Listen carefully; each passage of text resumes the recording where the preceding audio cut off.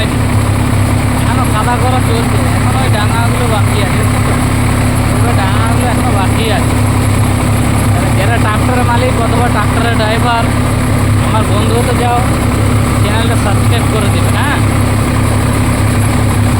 আমার ফোন নম্বরটা লিঙ্কে দিয়ে দেবো। আর এই যে গুলিটা দেখছো, এটা আমি ফ্লিপকার্টে কিনেছি, তোমরা অর্ডার দিবে, গাড়ি চালাতে সুবিধা হবে। এটা এয়ারকিনটারে লাইট দিয়েছি, সাবস্ক্রাইব করবে। হ্যাঁ, বিরাট লাইটটা জ্বলে, ওখানে পাওয়া যায় লাইটগুলো।